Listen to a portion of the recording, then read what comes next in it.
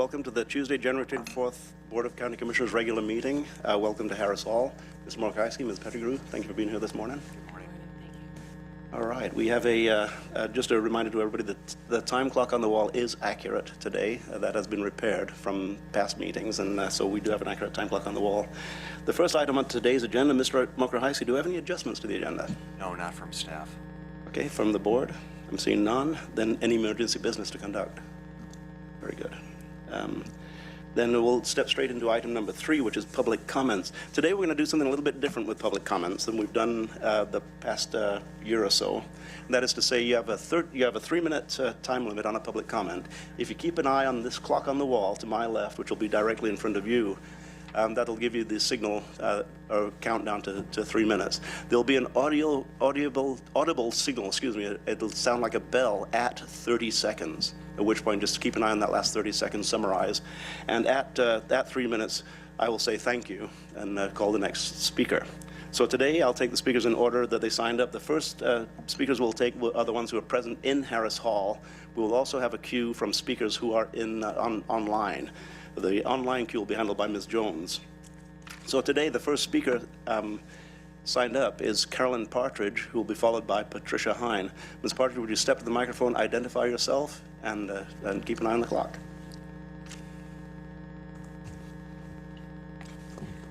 Hello, Commissioners. My name is Carolyn Partridge. I've lived in Lane County since 1981, and I happen to be a constituent of Lori Trieger. I was stunned and appalled at the selection process for a new chair at your last meeting. The rapid-fire nomination, second, and acceptance by Pat Farr had more than a whiff of pre-planning. The idea that the Commission needs continuity and should therefore ignore the usual rotation of leadership is bogus. Commissioner Trieger is competent, hardworking, and knowledgeable. She is more than able to, quote unquote, continue the work of the Commission. I don't believe this was about continuity at all.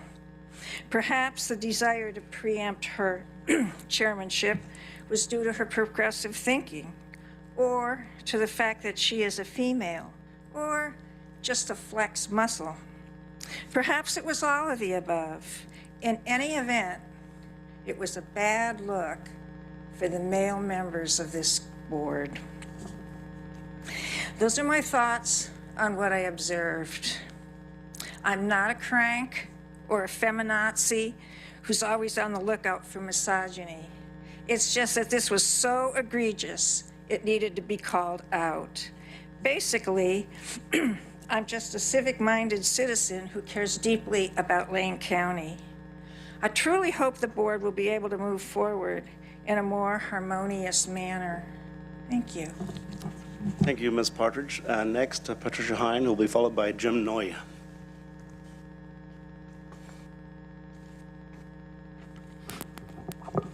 Good morning, County Commissioners. My name is Patty Hine. I live in the county. Commissioner Buck ably represents me. Thank you for the opportunity to speak with you this morning. I also tuned into your first meeting of 2023, January 10th, to see for myself the direction and the tone of the new leadership of the board.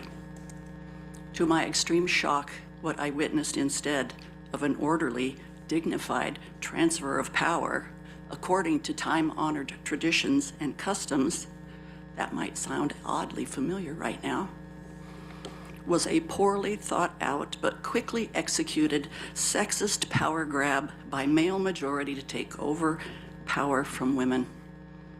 This was your first act of 2023. Really. All while women's hard-fought and hard-won rights to bodily autonomy are being stripped away at the federal level and in some states. On camera, no less.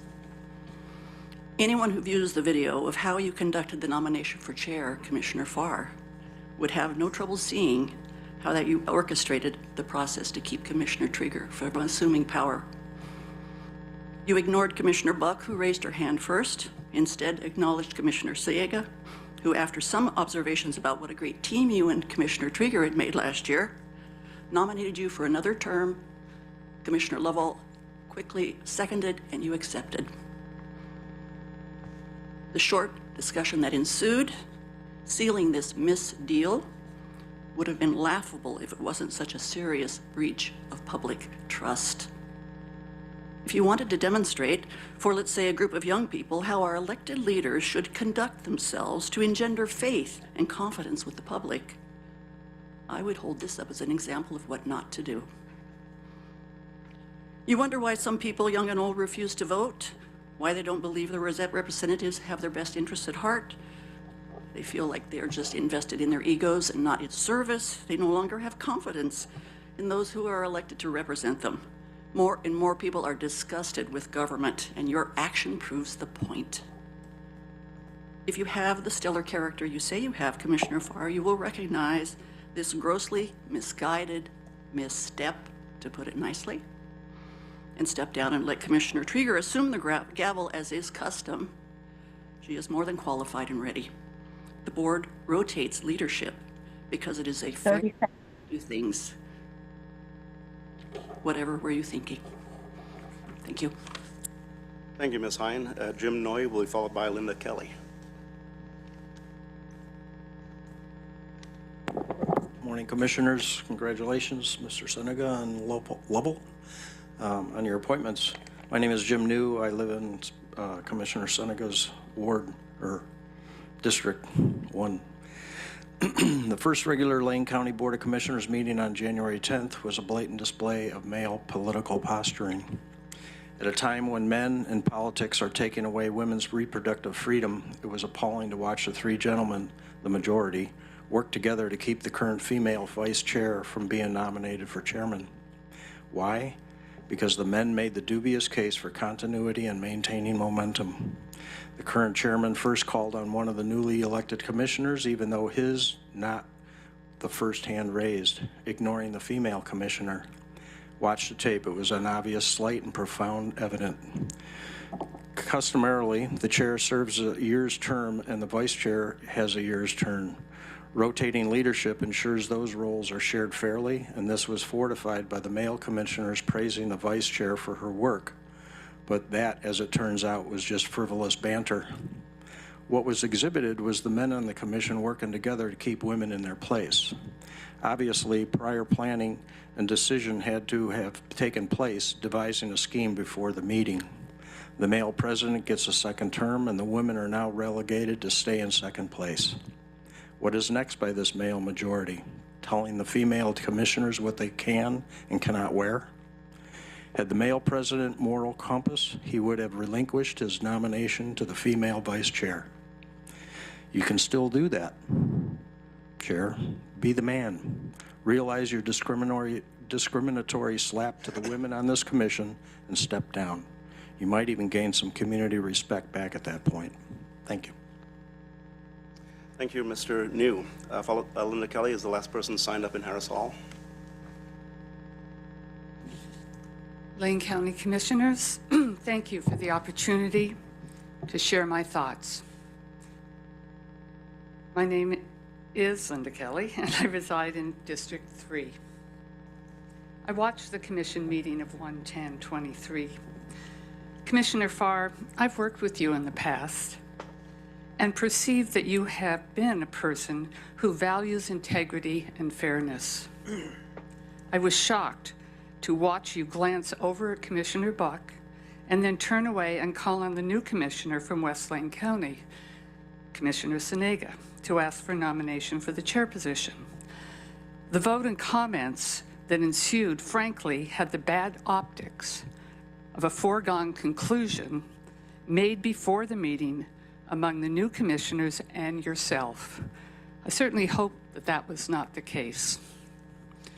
The reasons given for your continuation in the role of chair were somewhat vague and did not really inspire confidence in either integrity or fairness. The position of board chair should pass along to the vice chair normally. Why this was not the first option is somewhat confusing. As you know, Commissioner Trieger is not just inspired, but also has the experience and knowledge to be very competent board chair who knows how to work with many varied interests. I invite you to reconsider your choice to accept the nomination of another term and instead nominate Commissioner Traeger with yourself as vice chair, thus keeping the referenced A-team in place going forward. Thank you. Thank you, Ms. Kelly. That concludes the signed-up testimony from Harris Hall. Anyone else in Harris Hall wishing to testify this morning? I'll give you another opportunity after we have considered the online queue. Ms. Jones, will you handle the online queue of testimonies, please? Thank you, Chair Farr. At this time, if you have registered to give public comment at this meeting, please raise your virtual hand. I will call upon you to present public comment. I do see one hand up, so at this time I will call Abe Bucher. I apologize if I'm not saying your last name correctly. I will unmute your microphone and you may begin your public comment. I do show you are self-muted. There you go.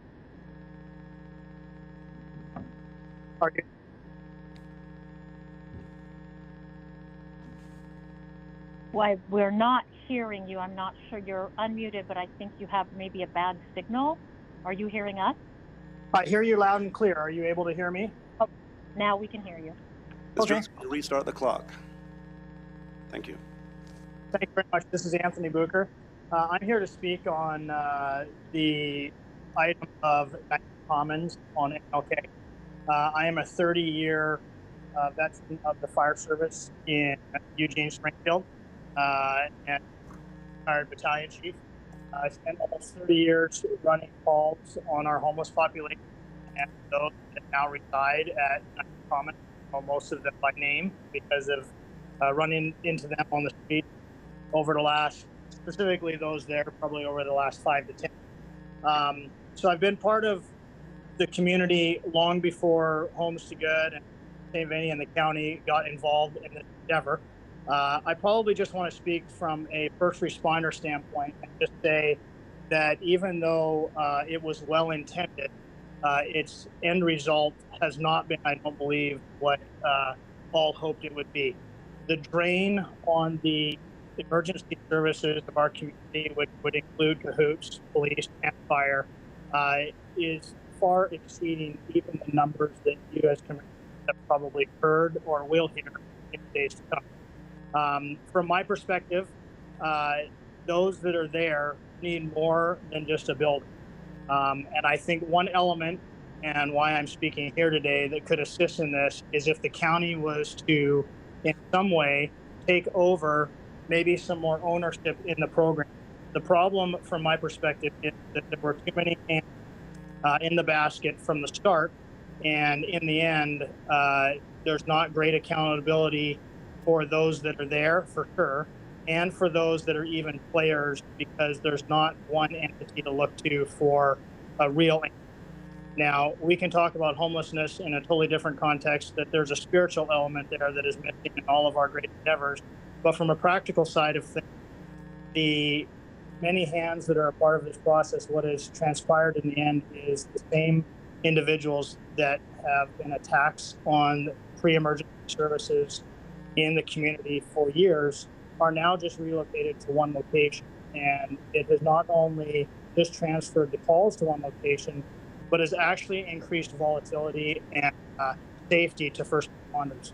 Many first responders do not respond here without police escort, and the amount of vicious crime and vandalism that takes place there on a daily occurrence would probably shock most people if they knew all the ins and outs of that. So I appreciate the opportunity to speak.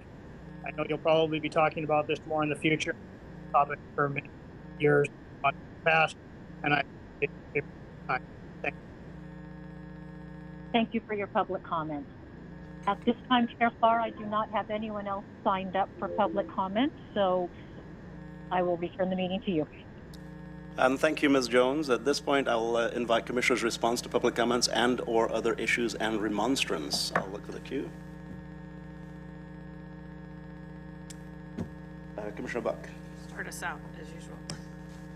I'm going to first respond to the last speaker. Anthony Booker. It was a little bit challenging to hear you. Unfortunately, I think we had a bad connection, but I think I got what you were trying to say. And I really appreciate a first responder's perspective to what is happening at our very first Housing First project. That particular building and operation is really under the auspices of Homes for Good. It's not a county-owned facility or operated by the county.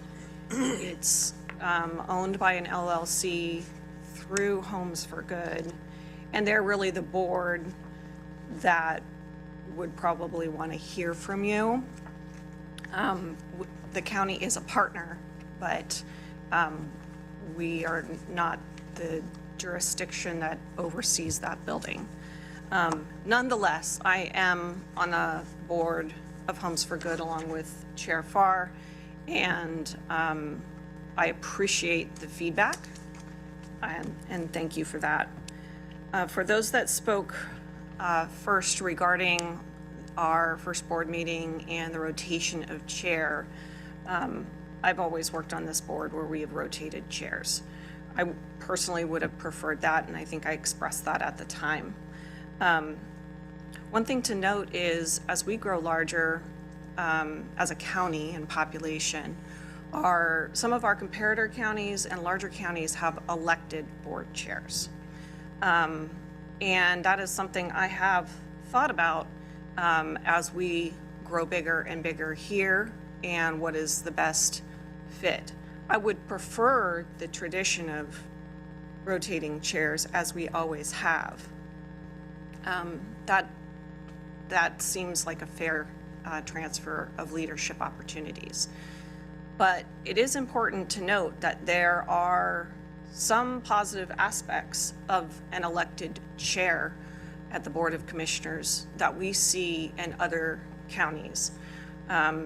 Washington, Clackamas is comparator county, Multnomah, as there is more responsibility with more population and more things that the counties do. That is something that we should keep in the back of our heads as a potential in the future. Thank you, Chair. Thank you, Commissioner Buck. Just real quick. Commissioner Seneca. Yeah. I actually find it quite offensive to say these were sexist moves. I've got my 2 daughters at home, my wife, they're my entire world. You can ask them, you can ask anybody that knows us. I've got countless hours coaching young ladies, young women in sports. And this is teaching them that they can do whatever they would like to do. There's nothing more to it than that. If you go and talk to my daughters and their friends that love coming over to our house because it's an open house that is encouraging young women to do what they would like to do, they would all agree. So I just wanted to leave you with that. I mean, you get to know me, and we can go from there. Thank you. Thank you, Commissioner. Further remonstrances? Vice Chair? Vice Chair, you. Well, I saw the Vice Chair's hand first, so yeah, we usually go that way. Thank you, Chair. I'd also like to speak to Anthony Booker's comments, and appreciate Commissioner Buck clarification around the jurisdiction. And I also just want to say, Commissioner Buck and I also got to tour our navigation center out on River Avenue yesterday, and I know we're hearing from our housing folks later this afternoon, and I think really what those comments speak to is less about the operations at MLK, because those are operational challenges that are being addressed by our partners who are on site there, but really about just the increasing elevated severity of the needs of people in our community who are unhoused, or even who are housed but now in permanent supportive housing. It's really a daunting challenge, and the county is, I want to say we're doing all we can, but I think we're doing really good work. I hear a lot from the community. Why is nothing being done? Because we don't see the solutions. We don't drive around pointing at all the housed people and say, look at all this great work that's being done. We see the evident crisis around mental health, around drug addiction, and simply around poverty and what that drives folks to. Sometimes drug addiction and or mental illness is a way to cope with the poverty and the conditions of being unhoused. Sometimes it's the cause of it. It's such a complex and big issue. And I really appreciate and respect immensely and am so grateful to first responders for their role in this issue and in addressing it.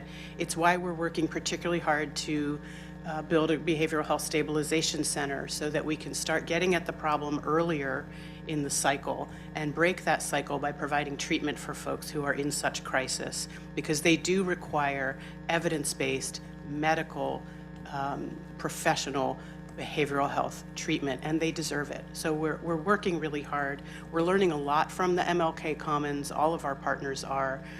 Being the first of anything is always, it's a thing to celebrate as a milestone, but it's also where a lot of the challenges really get daylighted, and those are being addressed. I would be more concerned about the issues Mr. Booker raised if I didn't know that we were retooling and adapting continually, and our partners were, their operations at MLK Commons.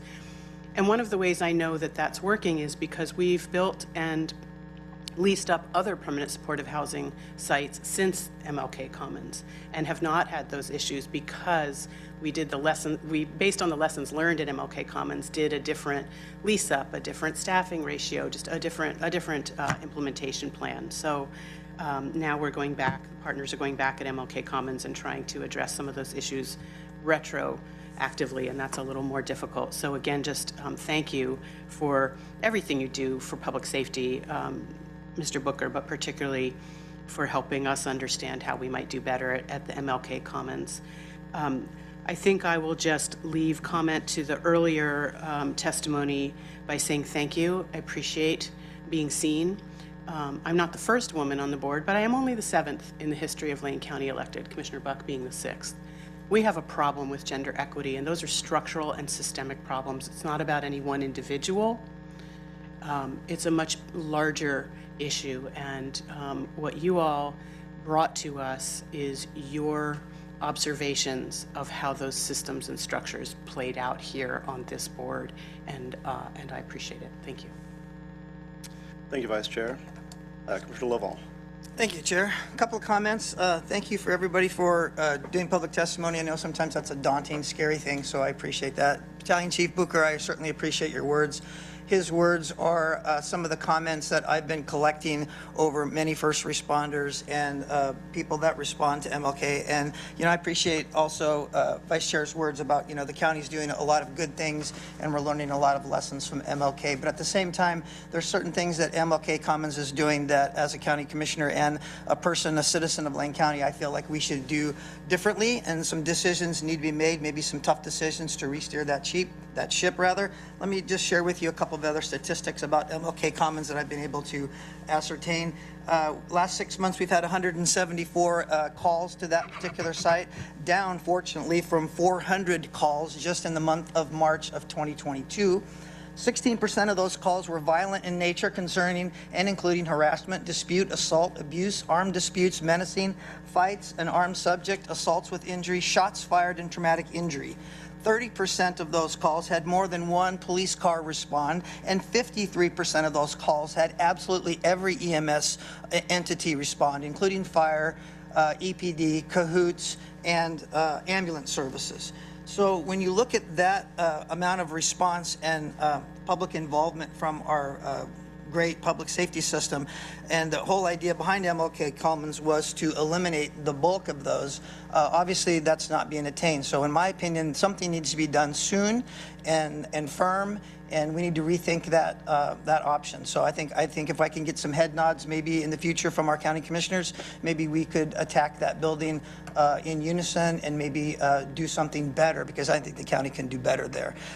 Thank you for the comments concerning our selection process of the chair and vice chair. I'm in agreement with Commissioner Senega. I'm offended by what you said, but you know what? It's a free country. People get to say what they need to say.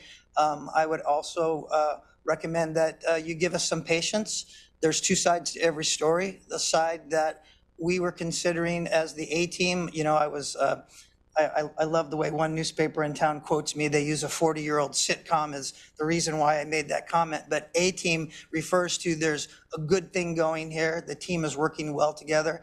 I have no gender equity and misogynistic aspirations. My daughter is a medical master's of radiation physics. She works in a lab of all males. She's 4'11" and nobody messes with her. And that's the kind of women that I aspire to raise, not only to see, but at the same time, our selections of this process was based on a lot of moving parts and a lot of things coming down the pike that I thought we could more efficiently handle. And this isn't the end game. I mean, Commissioner and Vice Chair Trieger's got a few more years left of her term, so it's not the end all. So I just want you to bear with us as we work the new kinks out of our leadership, because I admire her leadership and her abilities greatly, and I ask for no disrespect just because of the optics you may have perceived. Thank you. Thank you, Commissioner Laval. I have three things. First, I'm going to look to you, Ms. Pettigrew. I didn't have an opportunity. This is the first board meeting you've attended in person, and I should have, at the very top of the meeting, introduced you to everyone watching and everybody on who's in Harris Hall. Welcome to Lane County. This is Ms. Pettigrew's second week on the job. You began your job as County Council on January 17th. We're pleased, proud, and honored to have you on board, Ms. Pettigrew. And if you'd like to say hello, take a moment. I'm going to offer you the mic right now. Oh, is it on there? Okay, great. There we go. Thank you so much, Chair, Vice Chair, and Commissioners. It is an honor to be here today. I look forward to giving you more updates as to the progress of our office, but just suffice to say, it is wonderful to be here today with you, and thank you for the warm welcome, Chair. Thank you, Ms. Pettigrew. And, you know, rest assured you'll be called on probably more than one time in this meeting. I anticipate that to be the case, Chair. We will rely on your expertise, and you come with a great background. You worked with the DOJ for how many years? I worked with OJD. OJD, excuse me. Yes, the Judicial Department for the last 3 years, doing policy work and representing the branch in the legislature. Yes. Wonderful background. Welcome to Lane County. And thank you for indulging me with that, Mr. Mulgrew. The next one I'm going to talk to you, because I like to talk to somebody when I'm talking. So I'm going to talk to you about MLK Commons. You know, I envisioned MLK Commons long before we started talking about the actual process for it. It wasn't called MLK Commons. It was called our first permanent supportive housing unit. We started talking about it in 2014, and we knew it was an uphill battle to plan for that. We enlisted a lot of help in getting the capital in place to build the project. Lane County provided the land for the project. It really was a huge, huge team effort through the years, and it was a lot of years. You know, it was 6 years before, 7 years almost before we got it opened. And it was a wonderful team effort. When we opened MLK Commons, I was, along with everybody else, was really excited because for the first time in Lane County, we had a permanent supportive housing unit. Permanent supportive housing is for people who are actively managing, whether it be mental health issues or substance issues. People who are actively managing that and giving people an opportunity to get off the street, stabilize their lives. That is the premise behind permanent supportive housing. I stand behind that premise 100%, and I will continue to. I look forward to us adding more permanent supportive housing. That is the shining star of our housing efforts in Lane County, is permanent supportive housing. Working with the people who have the greatest needs in our community, getting the people off the street who are often engaged in what we call the frequent user system. That is, people who are going to the emergency room sometimes 5, 10, 20, 40, 60 times a year. Sometimes people have been going to the emergency room. And permanent supportive housing is designed to address that. In addition to permanent supportive housing, on-the-street calls for first responders are elevated with the people who we are addressing first. And we addressed our fused population, the frequent users in our system. We engaged them, and we attempted to provide supportive housing, permanent supportive housing. When we brought people off the street, we brought everybody, we populated MLK Commons pretty quickly. It's a 51 apartment unit. And we populated it very, very quickly. What unfortunately coincided with it very shortly after that is the onset of COVID-19. Now, we can second guess the way we populated it. We can second guess how we and Homes for Good planned the actual operation of MLK Commons. We can second guess that. And so we should. I call that an after action report. What did we do wrong? What did we do better? How will we do it next time? That's what we do. That being said, COVID-19 created what everybody knows was a dearth in the opportunity to fill positions, critical positions that would have made MLK Commons far more successful. People who were in the permanent supportive roles, including peer counselors, including professionals, and including the type of response that the first responders ended up being called for. So that being said, do we need to second guess or do we need to reevaluate MLK Commons? Absolutely, we do. We already have. And if you watch the operation of the NEL, it operates very, very differently in a very different landscape, very different environment. The NEL is by and large very successful. We populated it almost as quickly. It is almost 100% populated at this point in time. Once again, for permanent supportive housing, our shining star. The shining star in housing in Lane County is getting people who most need the help off the street and into the opportunity for service. That's MLK Commons. In response to Mr. Booker, thank you for your response. And as a first responder, you know all about what it's like to be on the street responding to people who are in crisis. MLK Commons is a place where we're responding to people who are not on the street. They are actually in a living environment, which supposedly, and as we move forward, it will get better at making that a more controlled environment for first responders to respond to. So as we discuss MLK Commons, we discuss the operation of it, there'll be a lot to talk about. From now on, we'll talk about it every single day because it really is a critical part of what we do as Lane County in providing that, once again, shining star of permanent supportive housing. Permanent supportive housing, housing for the people who are in the greatest need. The frequent users of emergency systems are placed in housing, and historically, we have a tremendous record of those people not accessing the emergency room as frequently. In fact, almost never, because they are, once again, in a controlled environment. The discussion will go on. Thank you, Mr. Booker, for your comment. I expect to hear more. Mr. Mokrajski, that's all on MLK Commons. You know, I wasn't going to say this, but, you know, let's talk about my wife for a minute. My wife's been elected to office 6 times now. She currently serves as on the Bethel School Board. She was formerly a state representative. She was defeated by a man in her second attempt for state representative. She lost to a man in that race. Very ugly, very horrible race that took place at that time. It's public record. And you know what? She handled it really quite well. She is a strong person who gives me a great deal of input. She is my main counselor. She is the person who gives me the greatest input as to how I conduct myself and how I have for the 50 years that she and I have been together. She's my main counselor. That's all. Any further remonstrances, response? Okay, then we'll move down the agenda. We have before us a consent calendar. We'll consider all the items on the consent calendar with a single vote, typically without discussion on the consent calendar. If any item had needed to be pulled for a particular reason, a commissioner or others may have pulled that item and placed it on the regular agenda. So before us today, we have our consent calendar. And before I ask for a motion, Commissioner Buck. Thank you, Chair. Out of an abundance of caution, I'm just going to mention item 5B2 is an appointment to a committee, and one of those appointees is from St. Vincent de Paul of Lane County. I pull this to the attention because I am related to the executive director of St. Vincent de Paul, and although it might be a stretch to even say this is a potential conflict of interest, I wanted to at least declare it and say that I don't think it is an actual conflict of interest because there is no transaction of any monies going on. It went through the general process of appointments and committees and review to get it to this point, and I will vote on the consent calendar. Thank you, Chair.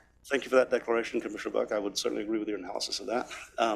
Then I'll ask for a motion, and prior to that, I'll say that this motion is, once again, all items will be considered with a single motion. Vice Chair.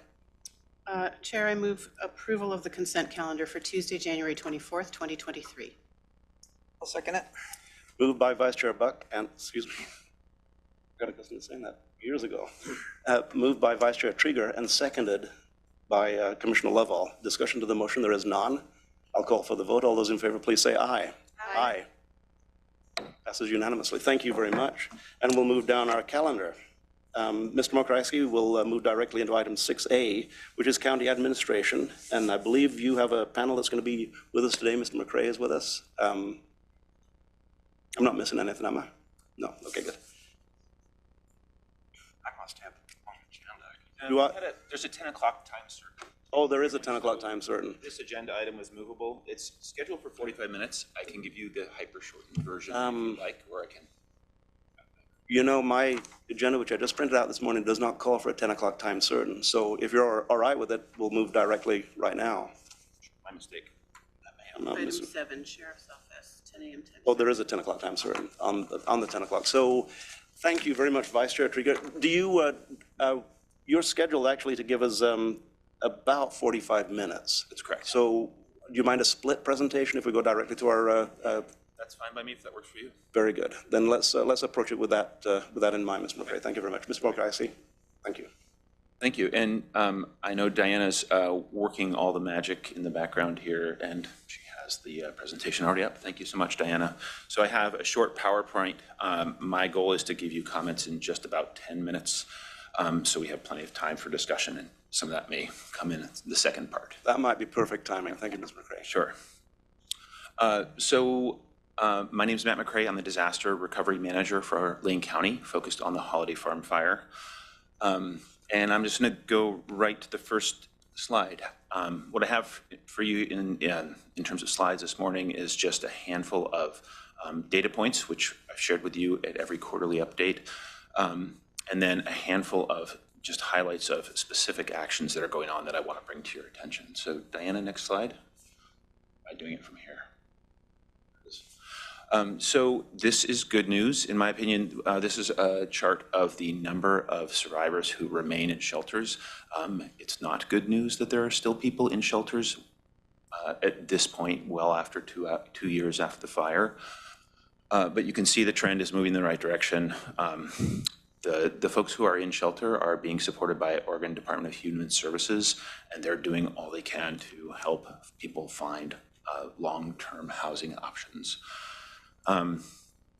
The next slide. So the total number of dwellings lost in the Holiday Farm fire was determined to be 517. There, of course, that's all the rooftop count, as it were. That doesn't include households that were living in RVs or other types of structures that aren't permitted structures. And as of January 12th, we've seen 233 permits issued. So just to give you a sense of the scale of where things are moving, right? Just around half, a little over half of the dwellings are permitted to be replaced at this point, with 114 that are in process. So there's construction going on right now on 114 dwellings, and then 114 that have been completed at this point. And a handful of permits that are still in review. Next slide, please. So this is the same information, but showing you longitudinally what's happened since October of 2021 to give you a sense of the trend. And not surprisingly, the number of homes completed continues to increase. The number of building permits submitted continues to go up. And forgive me, that is an old slide. I'm not sure how that happened. So these numbers, the current numbers, again, homes completed is 114, and the building permit submitted is 233. So forgive me, I'm not sure how that made that in there. Next slide, please. I'm sorry, we'll stay there. The number of properties affected by the Holiday Farm fire is 600, and we've seen 161 of properties sold. So again, just for sense of scale of how many people are selling their properties, not planning to rebuild themselves, just give you a sense of scale. We have a free emergency RV permit program, and we have nearly 100 households currently utilizing that process to, for many of these, it's folks who are living in their RV on a construction site as their home is being built. And then the last figure there, we've had $1.4 million of permit fees waived. So this board waived permit fees for both residential buildings as well as commercial buildings, and so that's what's reflected there. Next slide, please. Thank you. And I don't expect you to read this. No, I know, it's insulting. The point here actually is that we have a very large number of projects that are all in the works and all depend on each other and are interrelated. And I just want to acknowledge that there's a lot of complexity here. I'm happy to break this down for any of you if you want to wade into this. I don't suspect you do, but to point out that we're working with a number of partners. That whole upper half is all Blue River specific. So there's just a lot of planning projects where there are interdependent parts. So for example, in Blue River, we're looking to construct a collective wastewater system, and so much hinges on that collective wastewater system. There's also a transportation growth management plan going on that I'm going to speak about in just a moment. Next slide. So I just want to touch on a handful of issues that I want to call to your attention. How are we on time? We're okay. The time certain is at 10, is that right? Correct, thank you. Okay, thank you. So I want to start with EWEB, IGA, and septic incentives. So the state provided the county with $15.5 million for water and wastewater improvements in the Holiday Farm fire footprint.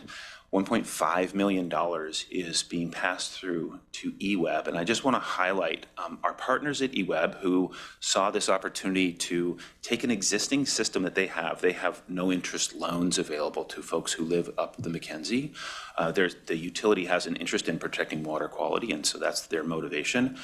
So they already had a program in place to help people replace or repair septic systems. And so we were able to use that existing system and just bring these state dollars directly to EWEB and turn it into a grant system instead of a loan system.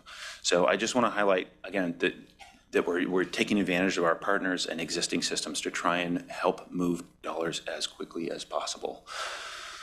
Full disclosure, I sit on the EWEB board, but that doesn't create a conflict with this particular program. And I also want to acknowledge Megan Huron, my coworker, who has been just doing a tremendous amount of work getting this IGA in place, and again, acknowledging the EWEB team that worked with us to put this in place. It is now signed, so dollars are going to start moving. You're going to start seeing promotion of this program in this month. Next, Blue River Design. So there's Blue River Drive, there's a segment about a quarter mile long in what we call downtown Blue River, right next to Blue River itself, that really needs to have clarity around the right-of-way. What's the width of that road? That road used to be an ODOT highway. It was given to Lane County, so it's now in our ownership. But it's really important for people who are rebuilding to know how far back they have to sit from that roadway. So there's both the right-of-way that's important for them to understand, and I want to acknowledge Becky Taylor, who's in our Transportation Planning Department, doing a fantastic job. She grabbed this project and she's moving it as quickly as she can to provide certainty for people who are looking to rebuild. The other element that's important here is the setbacks, which is a land use issue, as well as the on-site parking requirements. Kind of all these work together and are important components that we'll probably be bringing to you, if not soon, at the end of the Transportation Growth Management planning process. Anyway, just want to call that to your attention, a lot of work being done to fast track that Blue River Drive design. Along with that, we have a Blue River retracement survey, which is not up there, but it's very closely related, and I know several of you heard about the retracement survey that we're working on. There was a request from residents who, many or most of them, need to have a survey of their property done in order to rebuild. Typically, that's the responsibility of the property owner to pay for a survey of their property before they build. But because so many properties were affected and needing surveys, and because we have public works projects like wastewater and water infrastructure going in, it's important for us to understand where the rights of way are, where the property boundaries are. So we have entered into, we will put out an RFP in the fall. I want to acknowledge Jay Blomé, who's our county surveyor, who's really leading this work. And it's great to have his expertise involved.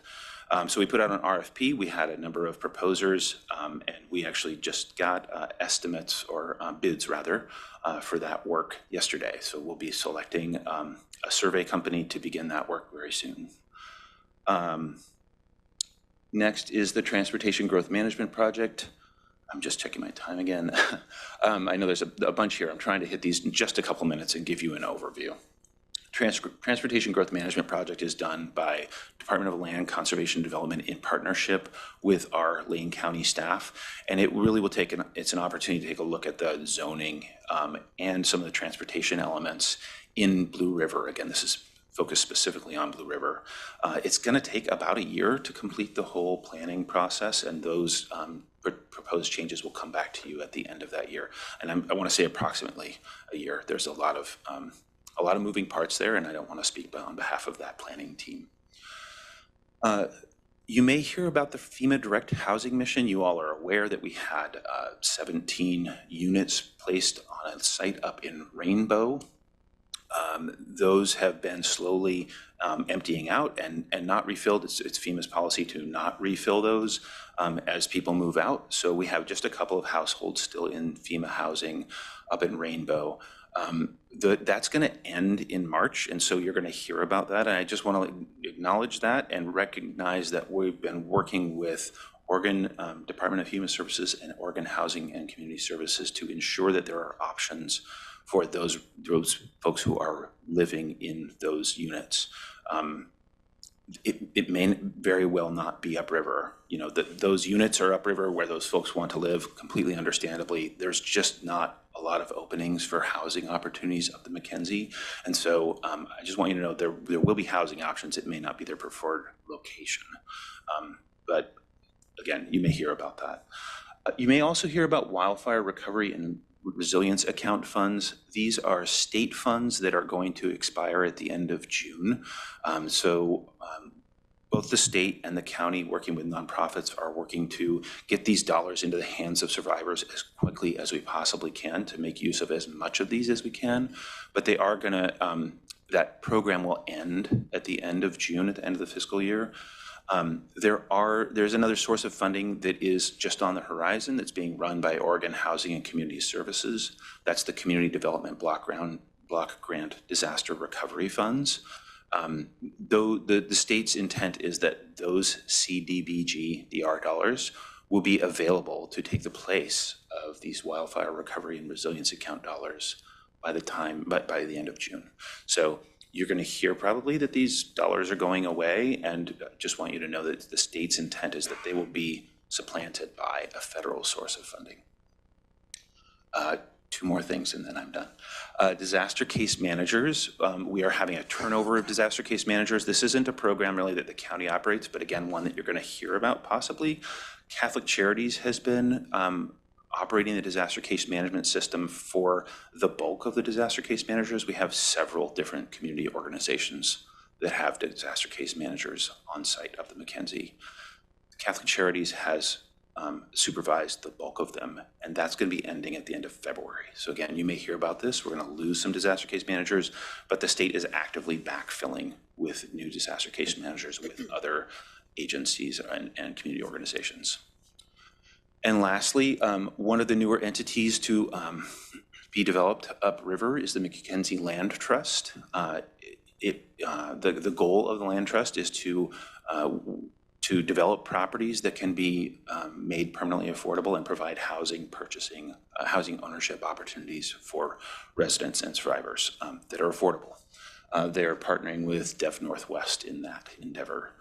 And they were just formed in November and working across the entire area of the Holiday Farm fire. Lastly, I met with a group of recovery partners last Friday along with Commissioner Buck to talk about the many funding intricacies that come with wildfire recovery. And so we're really taking some extra effort to ensure that our recovery partners understand how dollars are moving. It's just a complex mix of funding from both the state and federal governments. And so I just want to let you all know that we're working very hard to try and make sure that our partners understand how dollars are flowing as well as we can. That's all I have by way of comments. Thank you, Chair. Thank you, Mr. McRae. There are going to be a bunch of questions. We'll telegraph a couple ahead of 10 o'clock time certain, and then we'll have time following the sheriff's presentation.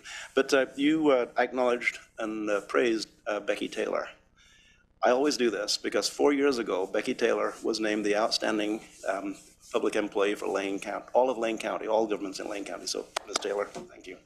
I always say that, hope it doesn't embarrass you, but it's not something I'm ever going to stop saying because I'm so proud of the fact that you did earn that honor.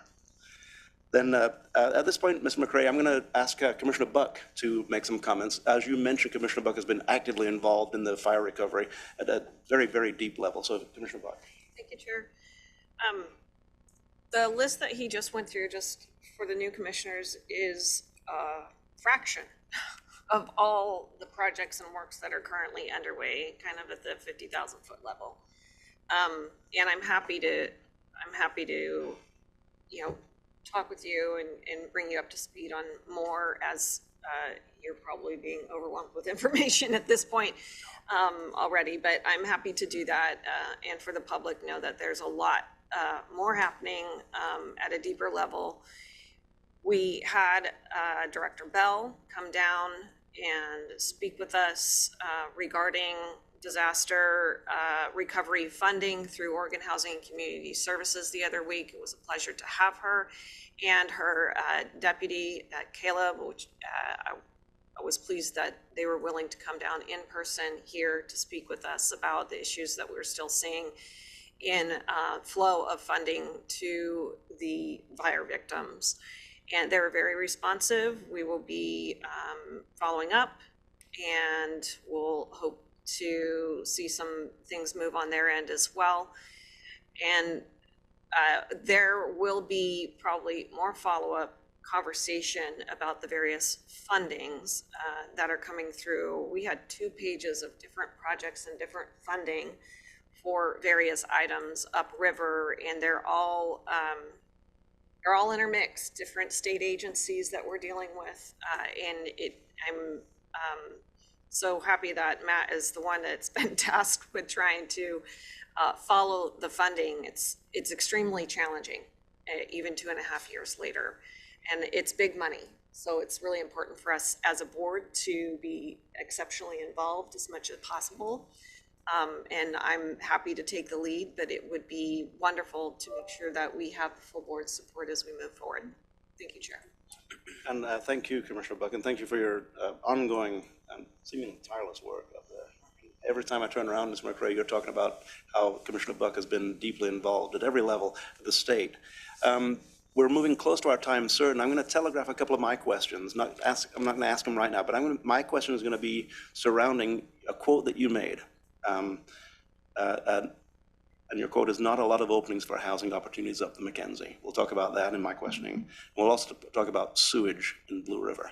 So we have about 7 more minutes before a time certain. We have room for questions. I just have Commissioner Seneca. a quick question or two. According to the slide, we're about 280 dwellings behind in permitting, and it hasn't been built yet. Did I gather that right? That sounds right. Close. Yeah. What's the purpose, or what's the status on that? Just not buildable, or where are we at? Yeah, that's a good question. I'll give I think, my understanding of much of what's happening up there is we have a number of property owners who were uninsured or underinsured and simply don't have the funds to rebuild. I think my guess is that that's the case for the majority of those lots, is that you have folks who are either still trying to find some level of certainty or housing options while they work on rebuilding something. There's this pretty significant gap. There is federal funding on the way that we are very hopeful can fill the gap for a number of those households. It's not quite clear how many of those households will be able to access that federal funding. It's for low and moderate income households, at least initially. So the longer this goes on, there might actually be more funding available.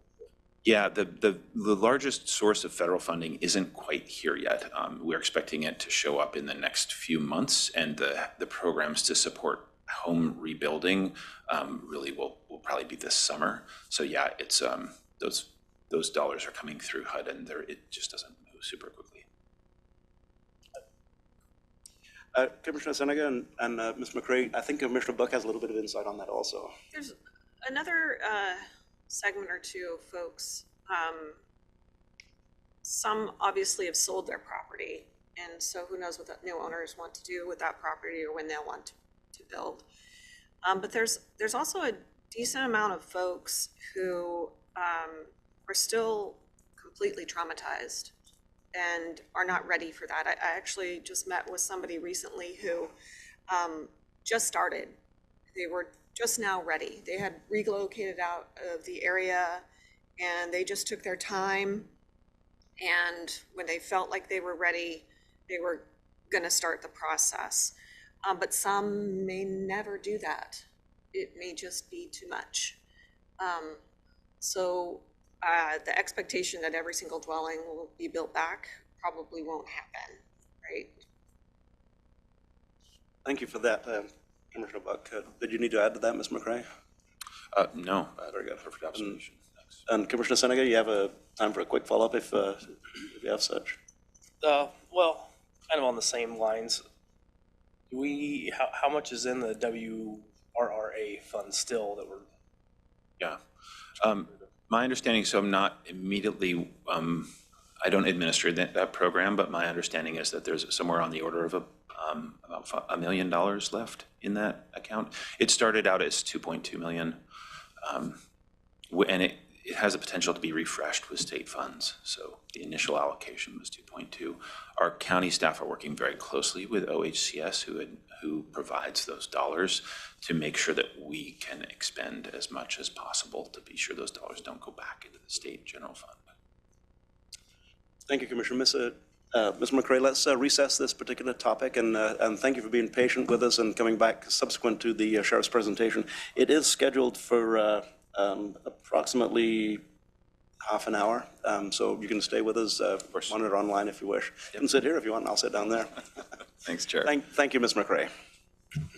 At this time, Mr. Mokareski will move up to item 7A, which is a discussion and setting a public hearing in the matter of referring the voters of Lane County a renewal of the 5-year public safety local option levy.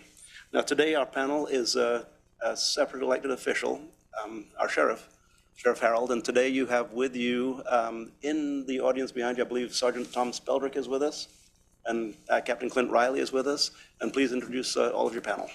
Thank you. Thank you, Chair Farr and Commissioners. And we have Star Felty here. There she is. Thanks, Star, for being here. Thank you so much for an opportunity to be in front of you on this topic again, and my thanks again to Mr. McRae for letting us interrupt for a time certain.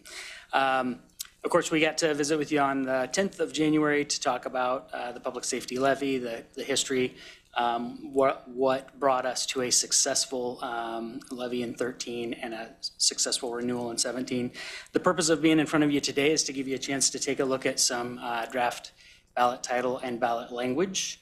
And then hopefully before we leave to ask you to have a public hearing on the 7th of February for the purpose of putting this on the ballot.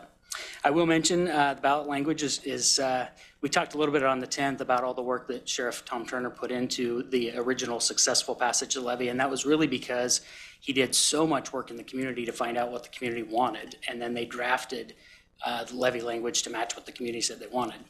And it was successful by, I think, 54%, and then renewal at 72%.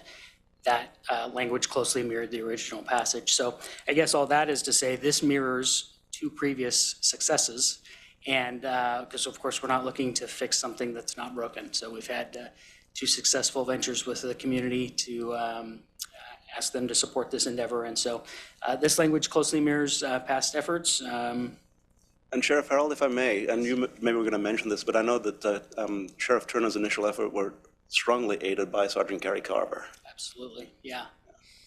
Yes, yep. Carrie put a lot of time and effort into both the original and the renewal. Thank you. So with that, maybe we can just take a look at the language and, like I said, wanted, of course, as you are convened as a body to get to take a look at the ballot language and take any feedback from there, and then delve into part 2 of why we're here today. So I don't necessarily want to read to you, but does anybody have any questions? Of course, I think this was in your materials as well. So, then, if that's the conclusion of this part of your presentation, I'll look to the board for questions or comments. Do we have anything? Commissioner Buck. I'll just share that I support the language that you provided for us. Don't have anything to add or change. Further comments? Vice Chair Trigger? Thank you, Chair. I've chatted personally with the sheriff to let him know he has my full support for this. And I'm hearing your message, don't mess with success, right? So let's keep it going and get the work done and renew the levy. Thank you. Perfect. Then anything else you need from us other than a motion for a public hearing? I don't think so. Okay, then at this point, I'll look to the vice chair for a motion.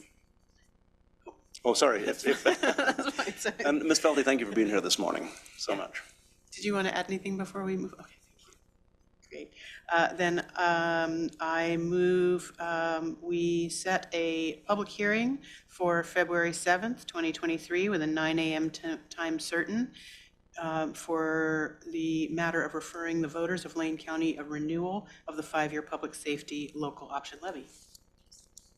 Thank you. Moved by Vice Chair Trigger and seconded by Commissioner Buck. The public hearing set for 2/7/23 at 9 a.m. Discussion to the motion.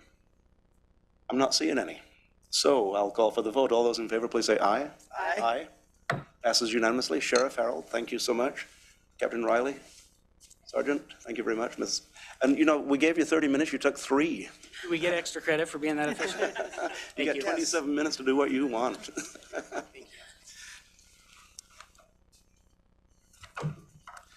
Then we will move back to item 6A, and Ms. McRae, ask you to rejoin us. I don't think we need a refresher. It's only been a couple of minutes since you were last here, so we'll go direct to 2 questions from the Board of Commissioners, and I'll look to my right, to my left. Any questions? If not, then I'll go into mine. Yeah, just one quick question, if you don't mind. Thanks for a great presentation. Just some of the things I'm hearing from the constituents have been calling me is about how long of a timeline do we have on that Blue River Drive survey and decision-making process? Yeah, so there's 2 separate pieces. There's the Blue River survey, which is a retracement survey, and then there's the Blue River Drive design for that 1/4 mile of roadway.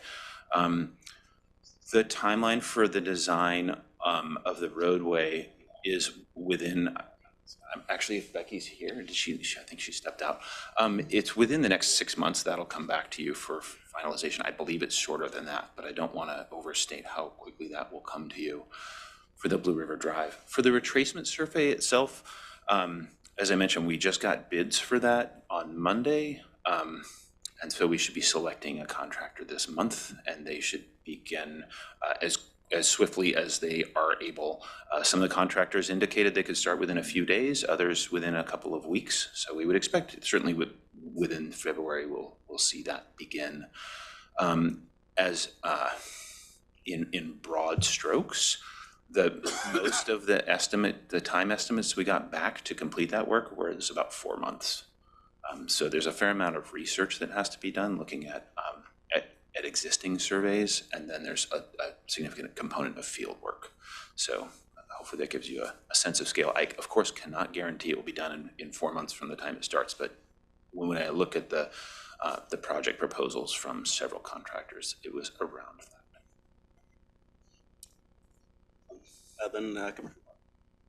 People are really aching for that survey, and they have for quite some time. Fascinatingly, some of these survey markers were wood, and that doesn't really help you out when there's a massive fire. And where did they go, right? And I didn't personally realize that until this fire happened, because we're used to in town seeing those survey markers actually embedded in cement somewhere, and they're usually not wood. And so some people have already gone ahead and ordered their own surveys, and even though they've hired professional surveyors with credentials doing good work, their property boundaries overlap, which is not what is supposed to happen. So the research that this contractor will have to do will probably be more than what you would think an average surveyor would do. And it will be good because it will then be able to direct the whole entire town's rebuilding, but it will also affect people's deeds, because there's deeds have boundaries written in them. And so that's another level after the survey is done, that we'll have to work through. So every time you think you've gone a step and worked through something, another complication always inevitably comes up that we'll have to deal with after that. And if I make a comment there, as soon as we were, but this was brought to our attention that there would be value in doing a coordinated survey like this, we've been trying to communicate as clearly as we can that this doesn't prevent anybody from having their own survey done. And if people are ready to build, and I would say that again today, if there are people who are ready to build and don't want to wait for the end of the survey, they certainly don't have to and shouldn't. They can pay for their own survey and carry on with the work. And if they're fully insured, their insurance pays for the survey as a part of the construction. So we're doing this to solve a whole host of problems, but it shouldn't preempt anybody from rebuilding. With the exception of the commercial people that are wondering about what the setbacks is off that main road. Yeah, right, with the right-of-way on the roads, fair point, exactly. So the survey and the road design are very closely related, but separate projects on separate tracks, absolutely. Thank you, Ms. McCray. Commissioner Buck, you have the mic. That's all I had to say. I mean, it's just indicative of the entire process since the fire occurred of trying to meet a hurdle and then finding another hurdle, and none of them are like really low bar hurdles, right? And when thinking about from a planning perspective, it's far more complicated than the average person might consider. Well, why don't they just build a house? It's, rebuilding in unincorporated Lane County is challenging. And it's not like in the city. And people are often trying to navigate this on their own for the first time, who've never done it before. And that's why everybody really loves Mary Ann Nolte. And wish we had more of her. It's something that will come back to us again and again as a board. Thank you, Commissioner Buck. Further discussion? I'll just add this. Rebuilding in rural any place in Oregon is difficult because we do have strenuous, strident land use laws that were passed many, many years ago that we do adhere to. Vice Chair Trieger, did you have your hand up? Then I have a couple of comments. First, let's go to the city of Blue River. No, it's not the city, but the community of Blue River. If you have ever ventured up there before the fire, and if you ventured up there, say, 40 years ago, you'll know that it's always been a thriving community. Now, it's sleepy, but there's always been activity there. There were a couple of bars there or restaurants at one point in time. There is a post office there that's up by the highway. A lot of different things that give people no reason to have to drive away from that community to live their lives. Grocery store, for instance. I think at one point there were 2 grocery stores there. Just giving people no reason to leave. So as we try to rebuild Blue River, we have an opportunity, I think, to build it maybe even more planned and better than it was before, that makes it easier for the people there to enjoy life even more than they did, without inviting new people. And the people who were there are the first ones that have the opportunity to live there. I have a question for you regarding sewage. We have an ongoing process right now.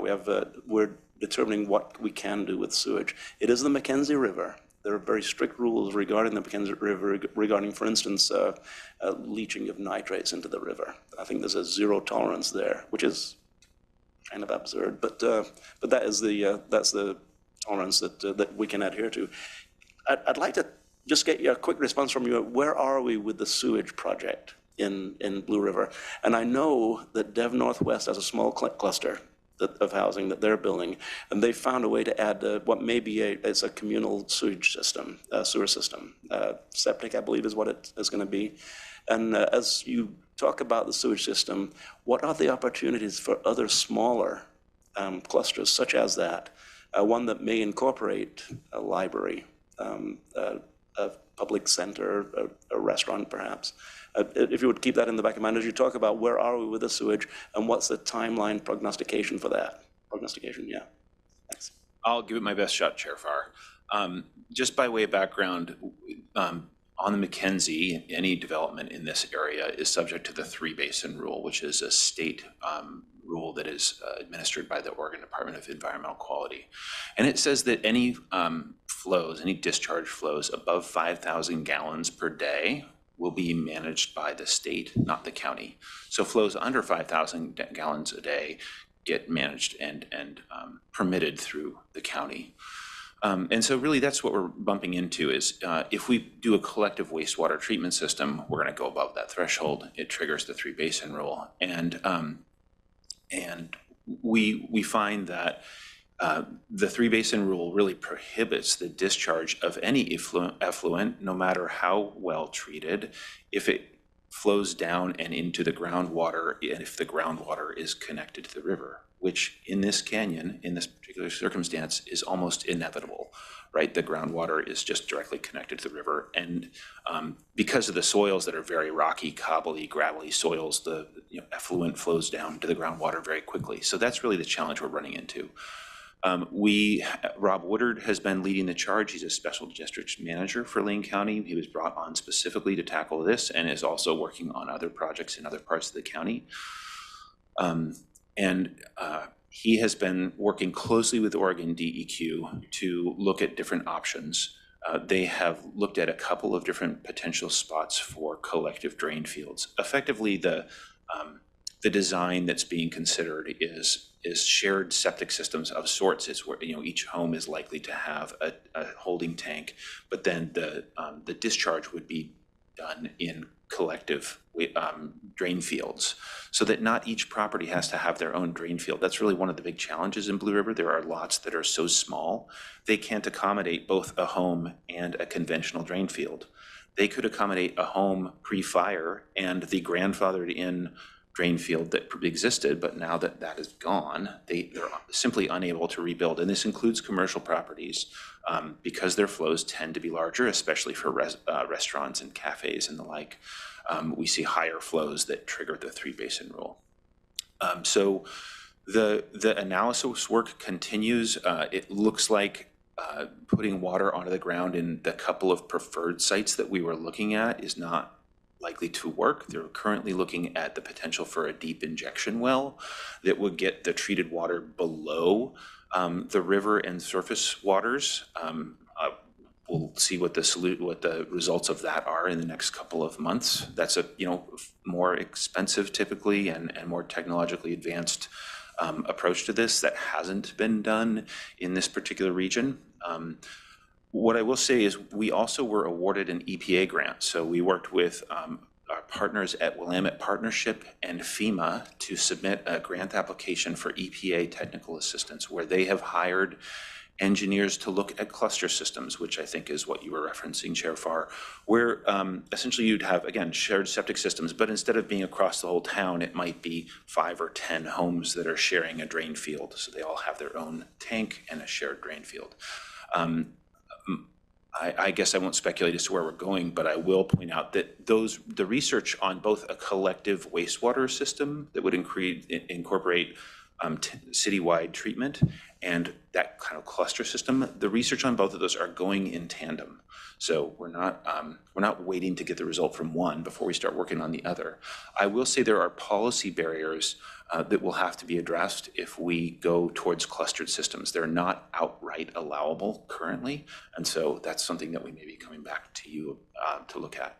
That said, if we're going to do a collective treatment system, we really want everybody, as many residents as possible, to participate in that to help support the cost of maintaining a system like that. So we're not prepared to pivot just yet.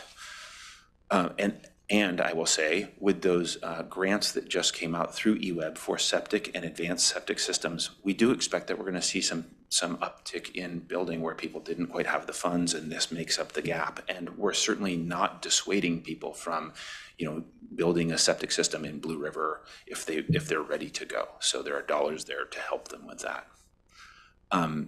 Yes, the parcel, Chair Farr, that you mentioned that the Mackenzie Land Trust is working on, they're looking at a shared system. But again, I think there's policy barriers that we're going to have to address if that's to work. Well, thanks for a pretty thorough response. I didn't expect the in-depth, deep injection response you gave me.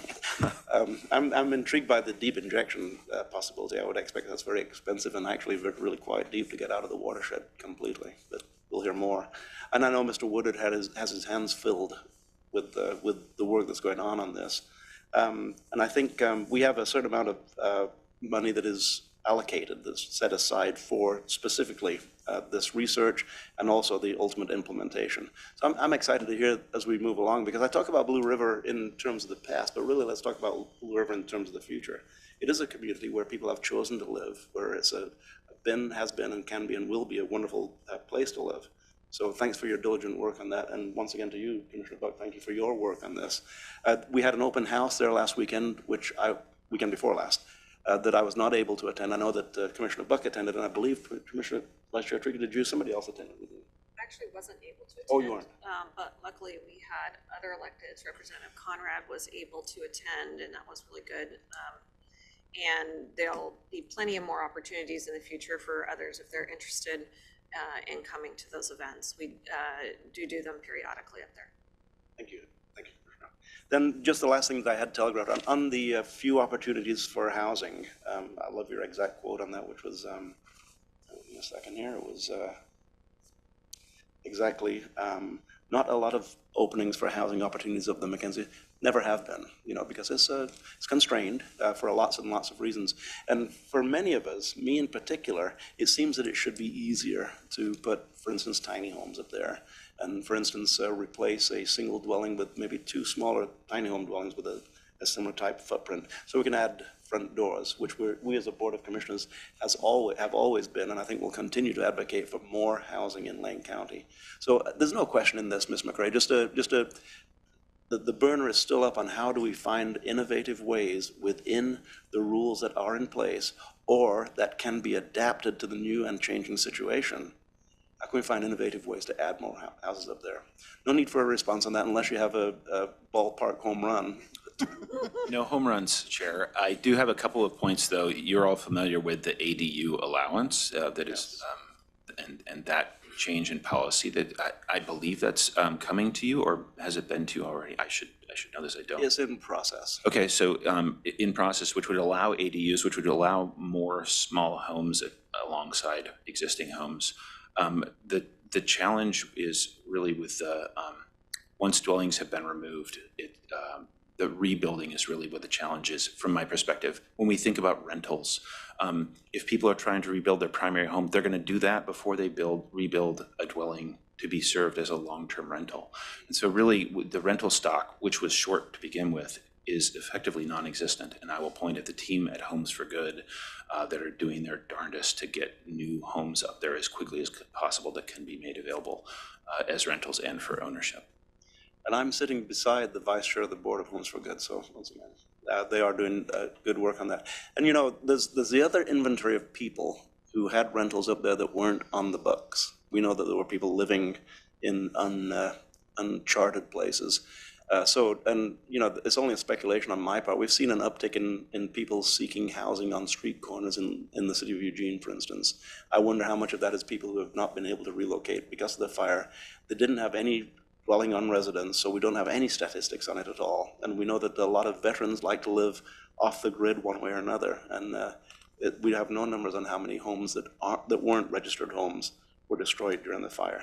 And I don't know that we'll ever be able to get a good grasp on that. Any further questions for Ms. McRae? And no action required today, Ms. McRae. Thank you very much for your ongoing work. And thank you for bringing your second hat to the game, because you are an EWEB commissioner, and because of that, you do have some insights that people who don't have the type of access to EWEB staff that you have. You have some insights that other people don't have. Thank you for that. Thank you, Chair. Ms. Mokrajewski, anything further? Then let's, Vice Chair Krieger. Thank you, Chair. I've been in touch with staff and just for the board to consider a little time management and agenda. I know we have county council updates. I'm not sure if Ms. Pettigrew has more than a few minutes to share with us. If not, we could fit one of the two executive session items in this morning. Staff supporting us on that item needs to be done by 11. So as long as we can be in our offices and starting no later than 10:30, we could take care of one of those items this morning. Very good. But I don't want to cut our county council short, and I wasn't sure how much she had prepared to present this morning. Just a little. We do also have item 6B, Ms. Morkreisky, which could be pushed to the end of today's agenda if we wanted to move with an executive session. 6B is county administration announcements. I don't have any announcements. You have none. Then we'll go directly into 8A, which is county council. Ms. Pettigrew, welcome. I told you you'd be back. Thank you, Chair. Thank you, Vice Chair and Commissioners. It's an honor to be here today with you. As you heard from Chair, Tuesday of last week was my first day on the job, so I'm learning quickly and getting up to speed. For those of you who haven't had a chance to get to know me and my background, as Chair mentioned, I was last with the Oregon Judicial Department, serving the state, doing policy work and legislative advocacy, as well as many other tasks in the administration with the state court administrator's office. Prior to that, I was largely in the world of litigation. I worked in private practice, and I also worked at Legal Aid doing poverty law work. So it is with great delight that I'm here in Eugene again. I am a U of O undergrad, so it's nice to come home to a familiar and friendly place. And I have been warmly welcomed by many of the leaders of our departments and staff, as well as this board, and I just want to thank you for this opportunity. As I anticipated, this is a very busy legal county office. We have a lot of active litigation, as well as a lot of general counsel work, and the support of our departments and staff, making sure that the county is well represented, doing excellent work and doing it within the law. And in light of that, we are pursuing an open position. We're in the middle of a recruitment for another attorney to join our office soon. And so I do hope that within the next month or so, I will be introducing you to another member of the outstanding legal team that we have. And I just want to note too that we have a really wonderful group of attorneys working within the Office of Legal Counsel right now, as well as many legal administrative professionals, incredibly dedicated public servants, and just want to thank them too here on the record for the work they have done and the work they are doing for our community. Thank you.